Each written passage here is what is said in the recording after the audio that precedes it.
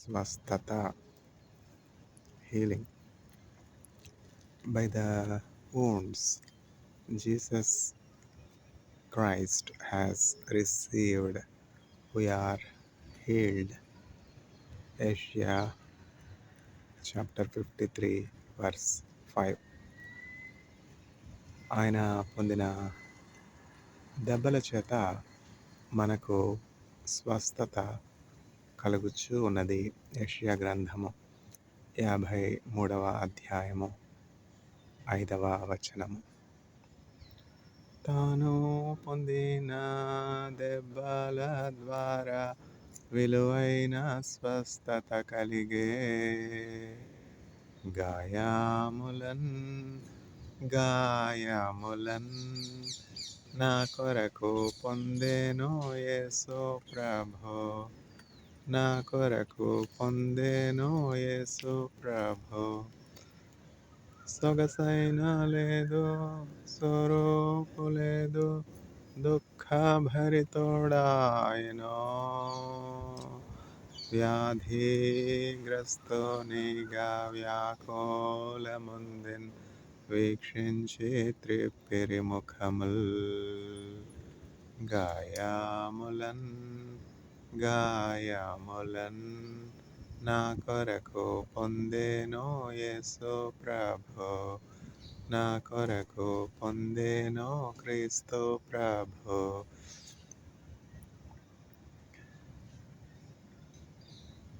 ఈ రోజుల్లో మనం మన చుట్టూ ఉన్నటువంటి పరిస్థితులను గమనించినట్లయితే అనారోగ్యం, బలహీనత,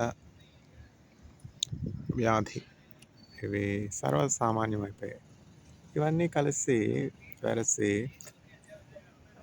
జీవిత దినాలు తగ్గిపోతూ ఉన్నాయి. అంటే ఎక్స్పెక్టెడ్ లైఫ్ టైం తగ్గిపోతుందన్నమాట. 30 ఏళ్ళకే తలనరిసిపోయేది, బ్లడ్ ప్రెషరు, డయాబెటీసు, ఆర్థరైటిసు, ఇంకేమిటి అల్జైమర్సు, ఇంకా లిస్టుకి అంతమే ఉండదు. అట్లాంటి పరిస్థితుల్లో మనం జీవిస్తూ ఉన్నాం అన్నమాట. టైర్డ్నెస్సు, అలసట. ఒక సహోదరుడు బరినెల అని చక్కగా కంప్యూటర్ సైన్స్ గ్రాడ్యుయేషన్ చేస్తున్నాడు, అండర్ గ్రాడ్యుయేట్ స్టడీస్ చదువుకుంటూ ఉన్నాడు. అంటే చూడండి ఎంత యవనంలో ఎంత చురుగ్గా ఉంటారు, ఎంత బలంగా ఉంటారు. యవనం అనేది ఒక ఆశీర్వాదకరమైనటువంటి ఘడియ కదా. అట్లాంటి పరిస్థితుల్లో తరచూ బలహీనత కలుగుతున్నది, టైర్డ్నెస్గా ఉంది, అనారోగ్యంగా ఉన్నట్లుంది అని వాళ్ళ అమ్మగారికి తల్లిగారికి చెప్పినప్పుడు వాళ్ళ తల్లిగారు వెంటనే చర్య తీసుకుని హాస్పిటల్కి తీసుకుని వెళ్ళి చెకింగ్ చేయించారు, టెస్ట్ చేయిస్తే హైదరాబాద్లో ప్రశాంతి హాస్పిటల్ అనుకుంటా, పేరు మర్చిపోయాను. అక్కడ డాక్టర్స్ చెక్ చేసిన తర్వాత ఆ రిపోర్ట్స్ అన్నీ, మెడికల్ రిపోర్ట్స్ అన్నీ ఎగ్జామిన్ చేసి బ్లడ్ క్యాన్సర్ అని మేము సందేహపడుతున్నాము, ఎందుకైనా మంచిది మీరు అడియార్ క్యాన్సర్ ఇన్స్టిట్యూట్ చెన్నై తీసుకుని వెళ్ళి మీరు మిగతా టెస్టులు చేయించడం మంచిది అని చెప్పి సూచించారు. చూసారా, మెడికల్ టెక్నాలజీ, మెడికల్ నాలెడ్జ్ అంతగా అభివృద్ధి చెందిందనమాట. కొంచెం బ్లడ్లో ఏమన్నా తేడా ఉంటే వెంటనే అది తెలిసిపోతుంది. అంత సైంటిఫిక్గా, టెక్నాలజికల్గా మెడికల్ నాలెడ్జ్ ఎస్టాబ్లిష్ అయ్యిందనమాట. కాబట్టి మెడికల్ హెల్ప్ తీసుకోవడం తప్పు, తీసుకోకూడదు అని నేను ప్రసంగం చేయట్లేదు. నా మట్టుకైతే బ్రతుకుట క్రీస్తే, చావైతే మేలు. ఎవరెవరి విశ్వాస పరిమాణాన్ని బట్టి వారు డెసిషన్స్ తీసుకోవాలి హెల్త్ కేర్లో. నా మట్టుకైతే ఇప్పటివరకు నాకు హెల్త్ ఇన్సూరెన్స్ లేదు. ఇజ్రాయెల్లో 6 సంవత్సరాలు ఉన్నాను, కొరియాలో సంవత్సరం ఉన్నాను, చైనాలో 2 సంవత్సరాలు ఉన్నాను. దేశం కాని దేశం, అక్కడ ఉన్నటువంటి పరిస్థితులు ఎట్లా అంటే అన్ని దేశాల్లో కూడా పరిస్థితులు, పాలసీస్, లాస్ ఒకలాగా ఉండవు. ఇజ్రాయెల్లో పాలసీ, మెడికల్ ట్రీట్మెంట్ పాలసీ ఏమిటంటే ఫారినర్స్ కానీ నేటివ్ పీపుల్ కానీ హెల్త్ ఇన్సూరెన్స్ కంపల్సరీ. నేటివ్ పీపుల్కి ఉండే మెడికల్ ఫెసిలిటీస్ అవి వేరుగా ఉంటాయి, ఫారినర్స్ కూడా మెడికల్ ఫెసిలిటీస్ ఉంటాయి. ఎవరైనా కానీ హెల్త్ కేర్ ఇన్సూరెన్స్ తీసుకోవడం చాలా అవసరం అనమాట. హెల్త్ ఇన్సూరెన్స్ ఉంటేనే వాళ్ళకి ఒక హెల్త్ కేర్ కార్డ్ ఇస్తారు. దగ్గరున్నటువంటిది తిరుపతికల దగ్గరున్నటువంటి క్లినిక్‌కి, మెడికల్ హెల్త్ కేర్ క్లినిక్‌కి ఆ కార్డ్ తీసుకొని అంటే మనం ఉంటున్నటువంటి ప్రాంతంలో ఫర్ ఎగ్జాంపుల్ నేను రామత్ గన్‌లో ఉన్నాను, రామత్ లెఖీలో ఉన్నాను, ఎడ్జల్ స్ట్రీట్‌లో ఉన్నాను. ఎడ్జల్ స్ట్రీట్ లో ఎక్కడైతే మెడికల్ తిరుపతికల అంటే క్లినిక్ ఉందో అక్కడికి వెళ్ళినప్పుడు మనం మన హెల్త్ కార్డ్ చూపిస్తే ఎక్కడైనా కూడా త్రూఅవుట్ ఇజ్రాయెల్ ఆ కార్డ్ చెల్లుతుంది. అంటే మనం ఎక్కడైనా ప్రయాణంలో ఉన్నప్పటికీ ఏమైనా మెడికల్ కేర్ కావాలంటే ఎక్కడైనా కూడా మనం మెడికల్ కేర్ త్రూఅవుట్ ఇజ్రాయెల్ తీసుకోవచ్చు అనమాట. అట్లా వాళ్ళ హెల్త్ కేర్ పాలసీ అట్లాంటి పాలసీ ఉండినప్పటికీ కూడా నేను ఎప్పుడు కూడా హెల్త్ ఇన్సూరెన్స్ తీసుకోవాలి. హెల్త్ ఇన్సూరెన్స్ తీసుకుంటే 6 నెలలకి ఇంచుమించు 800 షెకెల్స్. అప్పట్లో ఒక షెకెల్ వచ్చి రూ. 17 ఇంచుమించు రూ. 17. 800 ఇంటూ 17 అంటే లెక్క వేయండి. 800 ఇంటూ 17 రూపాయలు. రూ. 10 అంటే అక్కడికే 8,000 అయిపోయిందా? 800 ఇంటూ 7 చూసారా? 8,000 ప్లస్ 5,700 ఎంతయింది? 13,700. అట్లా చాలా ఎక్స్‌పెన్సివ్ అనమాట హెల్త్ కేర్. నేనెప్పుడు గూడా దేవుని మీదే నా ఆరోగ్యం కొరకు ఆధారపడతాను. ఎప్పుడైతే యేసుక్రీస్తు ప్రభునామందు విశ్వాసం ఉంచి బాప్తిస్మం తీసుకున్నానో, ఎప్పుడు ఏప్రిల్ 1997 అంటే గ్రాడ్యుయేషన్‌లో జాయిన్ అయినప్పుడు క్రొత్త ప్రారంభ దినాలు. యేసుక్రీస్తు ప్రభువుని నా సొంత రక్షకునిగా అంగీకరించి పాప క్షమాపణార్థం తండ్రి యొక్కయు, కుమారుని యొక్కయు, పరిశుద్ధాత్మ యొక్కయు నామంలో బాప్తిజం తీసుకున్నాను. అప్పటి నుంచి నాకు ఒక ఇమ్యూన్ పవర్ అనమాట. ఇమ్యూనిటీ, ఒక కాపుదల, ఒక సెక్యూరిటీ. ఇప్పుడు ఒక ధనవంతులున్నారు. ఆ ఇంటికి సెక్యూరిటీ అవసరమా కాదా చెప్పండి? ధనవంతులకైనా, ధనహీనులకైనా ఇమ్యూనిటీ అవసరం. ఆరోగ్యం అవసరం. ఆరోగ్యానికి కాపుదల అవసరం. ఎన్ని హెల్త్ ఇన్సూరెన్స్‌లు తీసుకున్నా లేనటువంటి సెక్యూరిటీ యేసుక్రీస్తు ప్రభు నామంలో మనం బాప్తిస్మం తీసుకున్నప్పుడు, మన పాపాలన్నీ కూడా యేసుక్రీస్తు ప్రభు నామంలో ఒప్పుకొని విడిచిపెట్టినప్పుడు మనకి వండర్‌ఫుల్ ఇమ్యూనిటీ. అప్పటి నుంచి ఇప్పటి వరకు దేవుని యొక్క కాపుదల నేను అనుభవిస్తున్నాను. అంటే ఏంటంటే, ఈ లోకంలో ఉన్నప్పుడు చూడండి త్రాగే నీరు పొల్యూటెడ్. తినే ఆహారం పొల్యూటెడ్. కాబట్టి ఎక్కడి నుంచన్నా ఏ సమస్య అయినా రావచ్చు. అనారోగ్యం కలగదు అని కాదు. మన ప్రమేయం లేకుండానే మనకి ఇన్ఫెక్షన్స్ వస్తూ ఉంటాయి. కానీ ఏమిటంటే ఆ ఇన్ఫెక్షన్స్‌ని తాళుకుని చక్కగా రికవర్ అయ్యే శక్తి ఇమ్యూనిటీ అంటారు కదా! ఏ మెడికల్ హెల్ప్ తీసుకోకుండా చక్కగా యేసుక్రీస్తు ప్రభు నామంలో మోకరించి ప్రార్థన చేసి, ప్రభా ఆకాశమందు నువ్వు తప్ప నాకెవరున్నారు ప్రభా మీ వాక్యంలో యెషయా ప్రవక్త చెప్పాడు కదా! ఆయన పొందినటువంటి గాయములను బట్టి మనకు స్వస్థత కలుగుతున్నదని. అట్లానే పేతురు కూడా చెప్పాడు కదా! ప్రభా by the stripes Jesus Christ has received you are healed అని. అట్లనే జేమ్స్ అంటే యాకోబు పత్రికలో ఉంది కదా! ఏముంది? నీతిమంతుని విజ్ఞాపన మనఃపూర్వకమైనదై దేవుని ఎదుట దుర్గములను పాడద్రోయుటకు శక్తి గలదయుండును. అట్లనే విశ్వాస సహితమైనటువంటి ప్రార్థన రోగిని స్వస్థపరచును అని రిఫరెన్సెస్ అన్నీ ఉన్నాయి కదా! ప్రభా ఈ వాక్యమే ఆధారం అనమాట. ఏంటంటే వాక్యం ఒక బ్లాంక్ చెక్ లాంటిదనమాట. ఆ బ్లాంక్ చెక్ ఉంటే మనం ఎప్పుడైనా ఎక్కడైనా డిపాజిట్ చేసి క్యాష్ తీసుకోవచ్చు. అవునా కదా! ఒక ధనవంతుడు ఈ ఏమిటది ఈసిటీ, ఈటీవీ ఇంకా రామోజీ ఫిల్మ్ సిటీ రామోజీరావు గారు కదా! ఈ ఈనాడు హెడ్‌గా ఉండేవారు. ప్రభునందు ఆయన నిద్రించారు. ఇప్పుడు లేరు. ఆయన గురించి ఇప్పటికి కూడా చాలామంది చాలా మంచి విషయాలు చెప్తా ఉంటారనమాట. మంచి జర్నలిస్టు, చక్కని జర్నలిజం కాదు ఊరగాయ పచ్చళ్ళు ఎక్స్‌టెన్షన్ అనమాట. ఇప్పుడు ఒక ఫీల్డ్‌లో ఎక్సెల్ అయినటువంటి వాళ్ళు ఆ ఫీల్డ్‌లో ఉండరు. అట్లా డొమైన్ ఎక్స్‌టెండ్ అవుతా ఉంటదనమాట.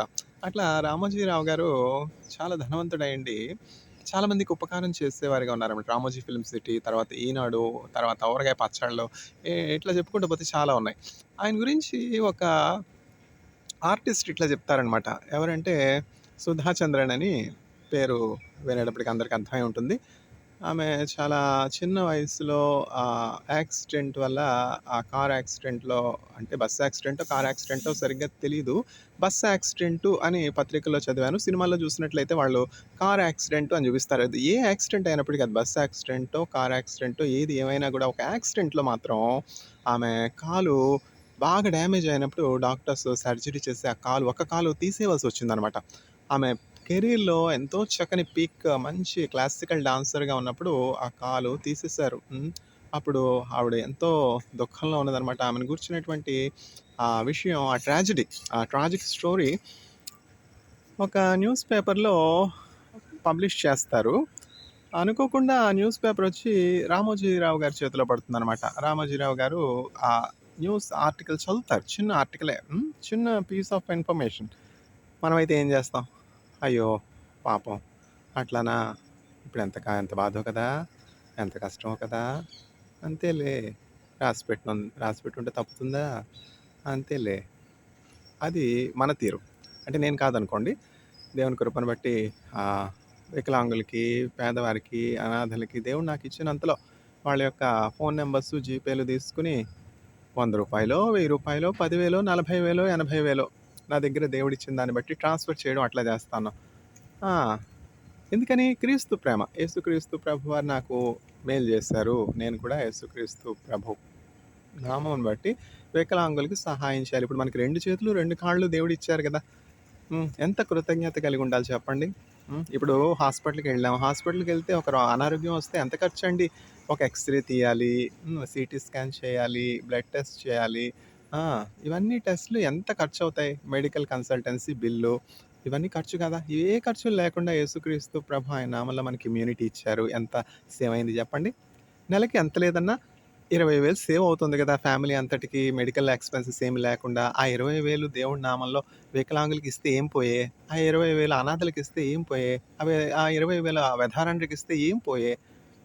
అందుకని ఆ కృతజ్ఞతతో దేవుని ఎడల నాకున్నటువంటి కృతజ్ఞతతో దేవుడు నాకిచ్చినంతలో ఎవరు వికలాంగులుగా ఉన్నారు, ఎవరు అనాథలుగా ఉన్నారు, ఎవరు విధవరాండ్రులుగా ఉన్నారు, వాళ్ళ లిస్టు పెట్టుకొని ఫోను నంబర్‌లు, జీపేలు పెట్టుకొని నాకు ఉన్నంతలో ట్రాన్స్‌ఫర్ చేస్తా ఉంటానన్నమాట.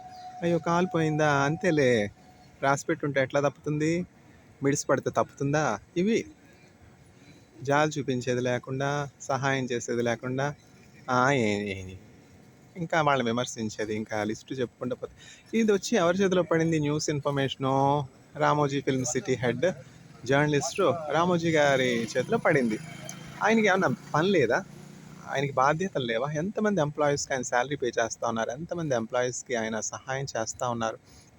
ఎంతోమందికి ఉపకారం చేస్తా ఉన్నారు. ఎంతోమందికి సహాయం చేస్తా ఉన్నారు. ఎన్నో బాధ్యతలు, ఎన్నో భారాలు.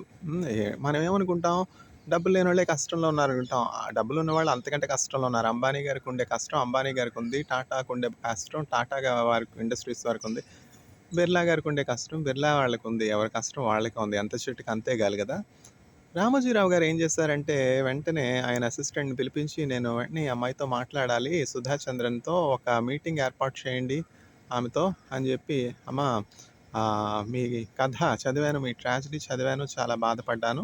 నేను ఆహ్, ఎంటర్‌టైన్‌మెంట్ ఇండస్ట్రీలో కూడా ఉన్నాను. మీకు తెలిసే ఉంటుంది. జర్నలిజంలోనే కాదు, ఎంటర్‌టైన్‌మెంట్ ఇండస్ట్రీలో అంటే మూవీస్ ఇవన్నీ కూడా నేను చేస్తా ఉంటాను గదా! నేను మీ జీవిత చరిత్రను ఒక మూవీగా చేయాలి అని అనుకుంటా ఉన్నాను. మీరు ఆహ్, ఇష్టమైతే నేను ఏదో మీ పట్ల సానుభూతి చూపిస్తున్నాను అని అనుకోవద్దు. లేకపోతే మీ జీవితాన్ని ఉపయోగించి నేను క్యాష్ చేసుకోనాలి అని అనుకుంటున్నాను. మీ సాడ్ ట్రాజెడీని ఉపయోగించి మీ నుండి క్యాష్ చేసుకోవాలి అని అనుకుంటున్నాను అన్నటువంటి ఆలోచన అసలు ఎందుకంటే రకరకాల ఆలోచన. ఎవరైనా దయ చూపిస్తే, ఎవరైనా ప్రేమ చూపిస్తే ఎందుకని చూపిస్తున్నాడు? ఊరికే చూపిస్తాడా? రూ. 1000 ట్రాన్స్‌ఫర్ చేశాడు. ఏమో 10,000 ఇస్తామని ట్రాన్స్‌ఫర్ చేశాడేమో! ఇట్లాంటివి మళ్ళా. ఇదేంటంటే మేలు చేసి కీడు అనుభవించడం అనమాట.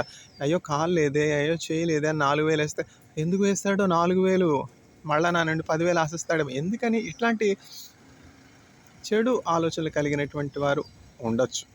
ఏది ఎట్లా ఉన్నా కూడా మన హృదయం నిర్మలంగా దేవుని ఎదుట ఉండి ఉపకారం చేసినప్పుడు దేవుని నుంచి మనకి తప్పకుండా మేలు కలుగుతుందనమాట. అప్పుడు ఆ సుధా చంద్రన్ గారిని పిలిపించి, "అమ్మా నేను మీ జీవిత ట్రాజెడీని నేను చదివాను న్యూస్ పేపర్‌లో. ఇంత చిన్న వయసులో మీరు ఎంతో కష్టం గుండా వెళ్తా ఉన్నారు. నేను ఆహ్, మీ జీవితం ఎంతో ఎంకరేజ్‌మెంట్‌తో కూడింది. ఆహ్, ఆర్టిస్ట్‌లకే కాదు, సామాన్య ఫిజికల్లీ ఛాలెంజ్డ్ పీపుల్ కూడా your life has been a great motivation. కాబట్టి అందుకని మీ కథ అందరికీ తెలియాలి. ఆహ్, నేను ఒక మూవీ మీ జీవిత ట్రాజెడీని, చరిత్రని ఆధారంగా చేసుకొని తీయాలి అని అనుకుంటున్నాను. అన్ మీకేమీ అభ్యంతరం లేకపోతే మీరు ఈ బ్లాంక్ చెక్ తీసుకొని కాంట్రాక్ట్ మీద సైన్ చేయొచ్చు. బ్లాంక్ చెక్ అంటే ఆవిడ ఎంత డబ్బు కావాలంటే అంత డబ్బు ఇస్తామని చెప్పి. వాళ్ళ పేరెంట్స్‌తో మీ పేరెంట్స్‌తో కూడా నేను మాట్లాడతాను అని చెప్పి వాళ్ళ పేరెంట్స్‌కి బ్లాంక్ చెక్ ఇచ్చి మాట్లాడినప్పుడు వాళ్ళు కూడా దురాశాపరులేం కాదు. ఏదో దయ చూపిస్తా ఉన్నారు మా మీద. ఆ న్యూస్ పేపర్‌లో చూసి, ఆ ఇన్ఫర్మేషన్ చూసి వాళ్ళ దగ్గరికి ఎందుకెళ్ళాలి? ఎందుకు సహాయం చేయాలి? ఆ! ఏదో మా ఎడల ఎంతో దయ చూపిస్తా ఉన్నారు రామోజీ గారు అని చెప్పి 5,00,000 తీసుకున్నారు. ఆ రోజుల్లో 5,00,000 అంటే 80స్ అంటే 1985 అంటే చూడండి ఎన్ని సంవత్సరాలు అయిపోయాయి ఇప్పటికి. 85 నుంచి 2000 అవి ఒక 15 ఇవి ఒక 25 ఎన్నయ్యాయి 40 ఇయర్స్ ముందర 5,00,000 అంటే ఎంతో ఎక్కువ కదా! ఆ రోజుల్లో ఆ రోజుల్లో 5,00,000 ఇచ్చి మూవీ ఆమె జీవిత చరిత్రను ఆధారంగా తీసుకొని చేయాలి అని ఆశపడ్డారు. తర్వాత హీరోయిన్ కోసం వెతుకుతా ఉన్నారు. ఆమె పాత్రని ఎవరు పోషించాలి? అంటే చ చంటి పిల్లాడిని చంకలో పెట్టుకొని ఊరంతా ఎతికినట్లు వెతుకుతా ఉంటే తర్వాత ఆలోచన వచ్చిందనమాట. సుధా చంద్రన్ గారినే పెట్టి ఆవిడ జీవిత చరిత్రని ఆమె పోషిస్తే ఆ పాత్ర ఇంకా బావుంటుంది. ఇంకా ఎఫెక్టివ్‌గా ఉంటుంది అని చాలామంది ఫిల్మ్ ఇండస్ట్రీలో, ఎంటర్‌టైన్‌మెంట్ ఇండస్ట్రీలో ఉన్నటువంటి వాళ్ళు సజెస్ట్ చేసినప్పుడు రామోజీరావు గారు అంగీకరించి సుధా చంద్రన్ గారినే ఆ పాత్రకి ఎంపిక చేసి అంటే అందరూ స్వీకరిస్తారు. అందరూ మూవీని స్వీకరిస్తారు. అందరూ ఆమెను ఆదరిస్తారు. ఆ ఫిల్మ్ సక్సెస్ అవుతుంది అన్న హోప్ ఏమీ లేదు. కాకపోతే ఏంటంటే ఆమె కథ యాస్ మచ్ యాస్ పాసిబుల్ అందరికీ రీచ్ అవ్వాలి. అందరికీ మోటివేషన్‌గా ఉండాలి. ముఖ్యంగా ఫిజికల్లీ ఛాలెంజ్డ్ పీపుల్ అంతటితో వాళ్ళ జీవితం ముగిసిపోయింది అని ఆలోచించకూడదు. కాళ్ళు లేకపోయినా, చేయలేకపోయినా వాళ్ళకి దేవుడు తప్పకుండా సహాయం చేస్తాడు. వాళ్ళను రికవర్ అయ్యే శక్తిని దేవుడు ఇస్తాడు అనే దేవుని మీద విశ్వాసం వాళ్ళకి కలుగునట్లు ఈ మూవీ తీయాలి అని ఆశపడి సుధా చంద్రన్ గారిని పెట్టి ఆ మూవీ తీసినప్పుడు ఆ మూవీ సూపర్ హిట్ అయిందనమాట.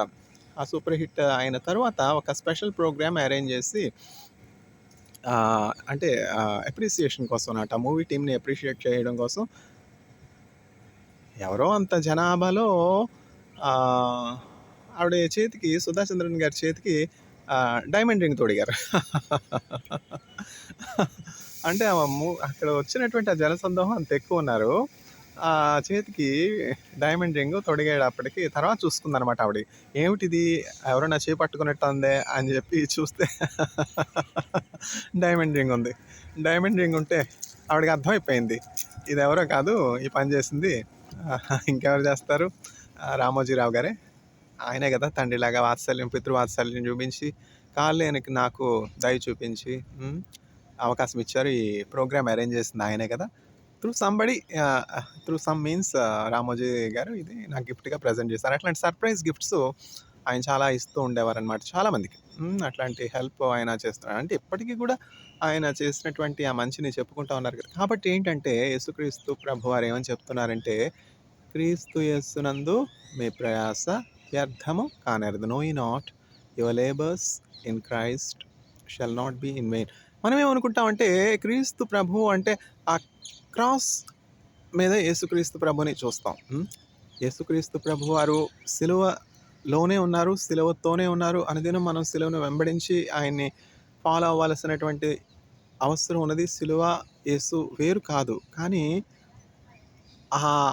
యేసుక్రీస్తు ప్రభువారు సామాన్యుల ద్వారా కూడా మనం ఊహించినటువంటి మనుష్యుల ద్వారా కూడా వచ్చి మనకు సహాయం చేస్తారు. ఆ సత్యం కూడా మనం గమనించాలి. అందుకని చెప్పి మనం ఎప్పుడు కూడా యేసుక్రీస్తు ప్రభువారు క్రైస్తవులనే ఒక మాధ్యమంగా వాడుకుంటారు. క్రైస్తవులనే ఉపయోగించుకుంటారు. క్రీస్తు వాక్యం తెలిసినటువంటి వారినే ఉపయోగించుకుంటారు అన్నటువంటి డొమైన్‌లో ఉండిపోకూడదు. ఆ రెస్ట్రిక్షన్‌లో మనం ఉండిపోకూడదు. అందులోంచి బయటికి రావాలి. ఇప్పుడు హిందువులు, క్రైస్తవులు, ముస్లింలు, సిక్కులు, బౌద్ధులు అన్నటువంటి ఈ డిస్టింక్షన్స్ అన్నీ మనం పెట్టుకున్నాం అంతే కదా! యేసుక్రీస్తు ప్రభు పెట్టారా? ఆదామును, అవ్వను యేసుక్రీస్తు ప్రభు సృజించారు. మానవులందరినీ యేసుక్రీస్తు ప్రభు సృజించారు. మానవులందరినీ యేసు ఆయన పోలికలో సృజించారు. మానవులను ఆయన హిందువులుగానో, క్రైస్తవులుగానో సృజించారు అని ఎక్కడైనా ఉందా చెప్పండి బైబిల్‌లో? ఇవన్నీ మనం పెట్టుకున్నటువంటి డిస్టింక్షన్సే. యేసుక్రీస్తు ప్రభుకేమీ ఆ తేడాలు లేవుగా. మనకెందుకు ఆ తేడాలు? రామోజీరావు గారు యేసుక్రీస్తు ప్రభుని ఎరగరు కదా! రామోజీరావు గారు నాకెందుకు సహాయం చేస్తారు? Shameless people. అట్లాంటి డివిజన్స్ మనకెప్పుడు కూడా ఉండకూడదు. మనం ఒక వ్యక్తి యొక్క విశ్వాసాన్ని బట్టి, ఒక వ్యక్తి యొక్క బాహ్య రూపాన్ని బట్టి ఎప్పుడు కూడా డిస్టింక్షన్ చేయకూడదనమాట. అబ్రహాం ఎవరండి? తెరహ ఎవరండి? యేసుక్రీస్తు ప్రభువుని ఎరిగినటువంటి వారా? మెసొపొటామియాలో అబ్రహాం యొక్క తండ్రి బొమ్మలు చేసుకుంటా ఉండేవారు. బొమ్మలు చేసుకుంటా ఉండే తెరహును దేవుడు పిలిచి అబ్రహామును, నీ తండ్రి ఇంటి వారిని విడిచిపెట్టి నేను నీకు చూపించినటువంటి దేశానికి వెళ్ళు అని చెప్పి దేవుడు అబ్రహామును పిలిచాడే. అబ్రహాము ఆర్థడాక్స్ క్రిస్టియనా, ఆర్థడాక్స్ జ్యూవా? ఎక్కడుంది అబ్రహాం ఆర్థడాక్స్ జ్యూ అని? ఎక్కడుంది తెరహ ఆర్థడాక్స్ క్రిస్టియన్ అని? ఈ డివిజన్స్ అన్నీ కూడా మానవ కల్పితాలు. These are all introduced by human efforts. అందువల్ల మనం ఎప్పుడు కూడా అట్లాంటి డివిజన్స్ పెట్టుకోకూడదు. దేవుడు ఆశ్చర్యకరుడు. ఆయన ఆశ్చర్య కార్యాలు చేసే దేవుడు, ఆయన అద్భుత కార్యాలు చేసే దేవుడు. చూసారా, నక్షత్రాలు ఎన్ని ఉన్నాయి చెప్పండి? నక్షత్రాల అసంఖ్యాకమైనటువంటి నక్షత్రాలు ఉన్నాయి. అయినప్పటికీ ఒక్కొక్క నక్షత్రాన్ని కూడా దేవుడు వాటి పేరుని ఎరుగును. చూడుమో, నా అరచేతుల్లో నిన్ను చెక్కుకొని ఉన్నాను. See, I have engraved you in my palm. చూసారా, ఆకాశ నక్షత్రాలని పేరు పెట్టి పిలిచే దేవుడు మనలో ఒక్కొక్కరిని కూడా పేరు పెట్టి పిలుచుచూ ఉన్నాడు. చూడండి ఆ పాట ఎంత బాగుంటుందో. కీర్తనల గ్రంథం 147వ అధ్యాయంలో ఉందనుకుంటా. అందులో నక్షత్రం గురించి ఇట్లా ఉంది. ఆయన నక్షత్రాలు అసంఖ్యాకంగా ఉన్నాయి కదా. ఈ నక్షత్రాల్లో ఇన్ని అసంఖ్యాకమైనటువంటి నక్షత్రాలు ఉండినప్పటికీ ఒక్క నక్షత్రము ఇంకొక నక్షత్రము వాటి యొక్క బ్రైట్నెస్లో వ్యత్యాసం కలిగి ఉంది కదా. వాటి యొక్క వెలుగును ఇనుమడింపజేసే విషయంలో ఒక నక్షత్రము ఇంకొక నక్షత్రం ఎంతో వ్యత్యాసం ఉంది. చూసారు, అది డిఫరెన్స్ ఇక్కడ. రామోజీరావు గారు ఒక నక్షత్రం, నేను ఒక నక్షత్రం. నేను ఇచ్చే వెలుగు వేరు, ఆయన ఇచ్చే వెలుగు వేరు. చూసారా, మనందరం కూడా దేవుని దృష్టికి నక్షత్రాల్లాగా ఉన్నాం. అందువల్ల మనం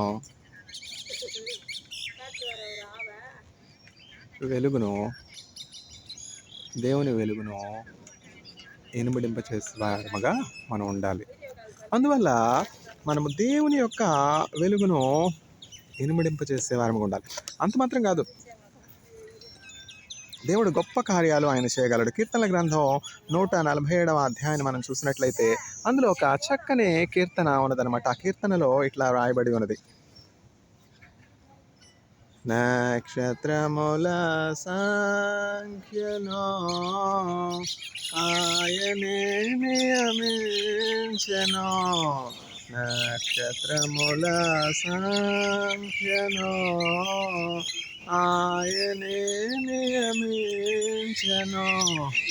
వాటికన్నీయు పేరులు పెట్టుచున్నవాడని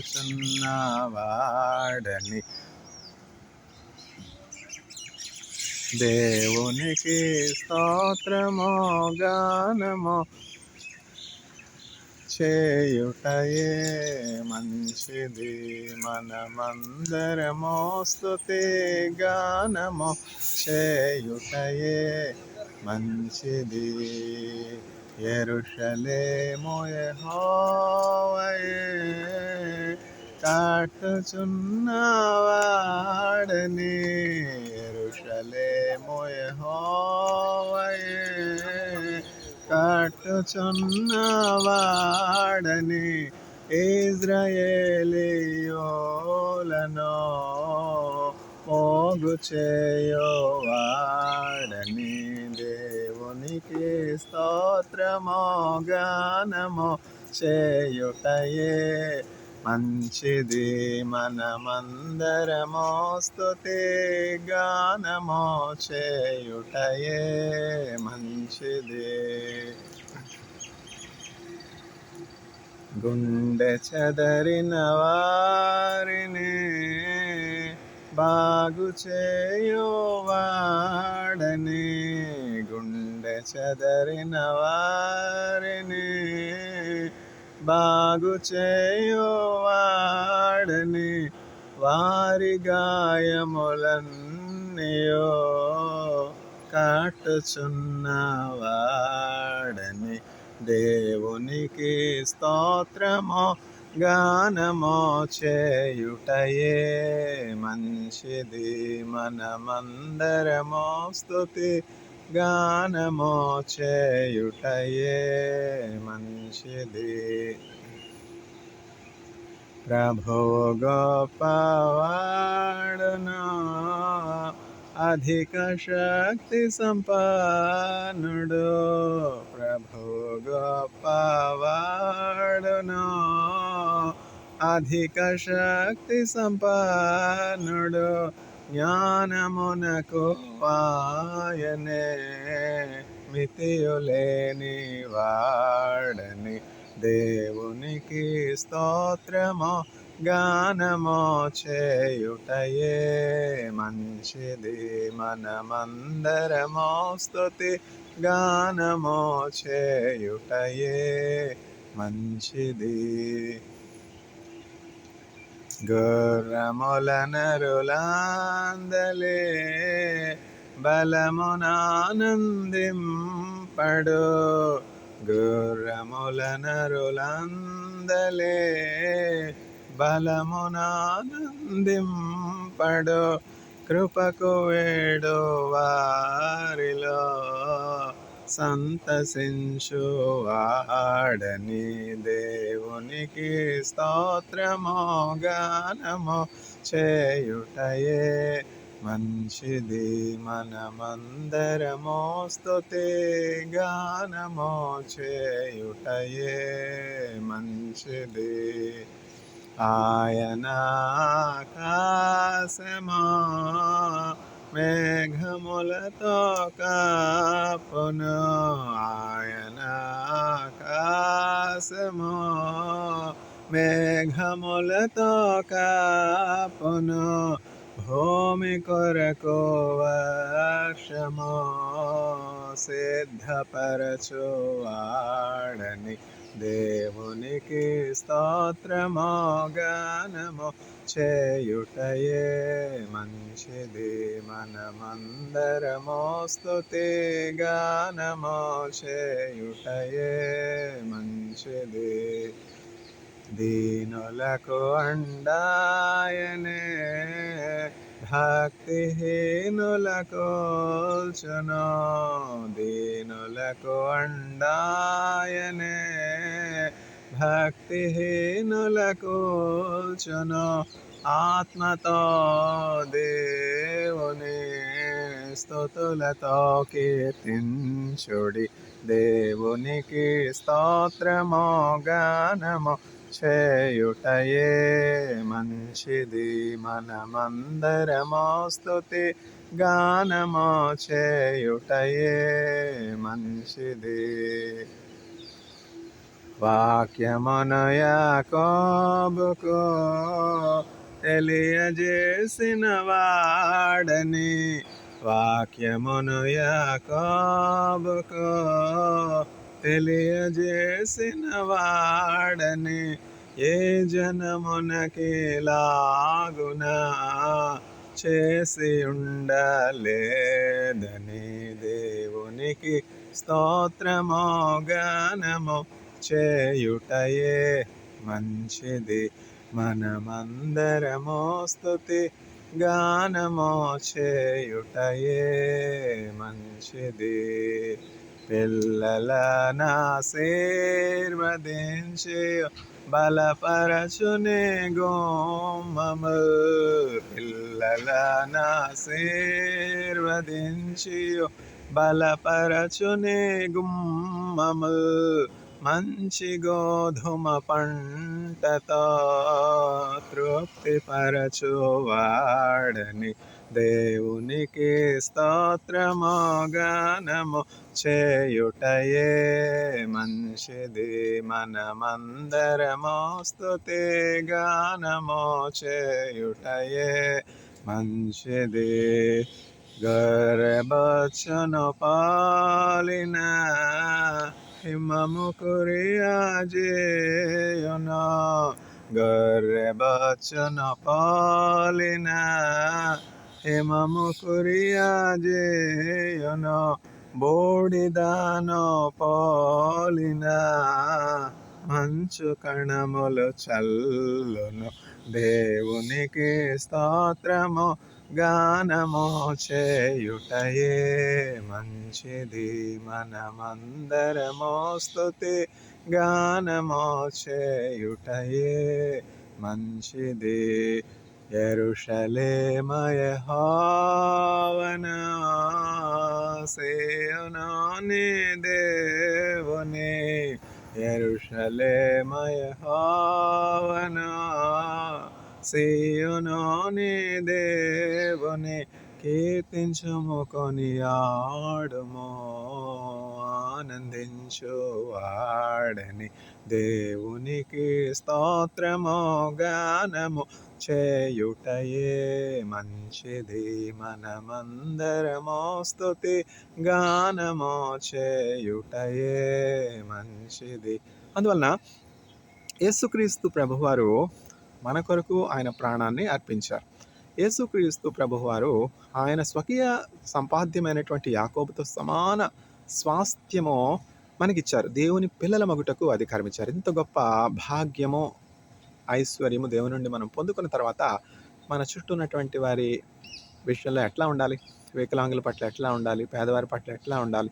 నిస్సహాయాల పట్ల, అనాథల పట్ల, విధవరాండ్ర పట్ల, అవసరతలో ఉన్న వారి పట్ల, పేదల పట్ల ఎట్లా ఉండాలి? మ్యాగ్నానిమస్గా ఉండాలి, జనరస్గా ఉండాలి, కైండ్గా ఉండాలి. యేసుక్రీస్తు ప్రభుని వారు మనలో చూడాలి కదా. వాక్యం మనకు తెలుసు. ఆ వాక్యం చెప్తే వాళ్ళకి ఏమర్థం అవుతుంది? ఆ వాక్యాన్ని మనం అనుభవపూర్వకంగా ఎట్లా తెలుసుకున్నా అది చూపించొద్దు. ఆకలైన వేళలో అన్నంగా యేసుక్రీస్తు ప్రభు మనకు ప్రత్యక్షమయ్యాడు. చీకట్లో వెలుగ్గా ప్రత్యక్షమయ్యాడు. నిస్సహాయతలో సహాయకంగా ప్రత్యక్షమయ్యాడు. అనారోగ్యంలో ఆరోగ్యం ఇచ్చి మనం కాపాడాడు. అది మనం చూపించొద్దు. అది కదా క్రైస్తవ్యం. May the Lord grant us to show the graces of Christ that we have experienced in our personal life to our own life, in the lives of the physically challenged, hopeless, sick, dying, poor, destitute, and helpless. Amen.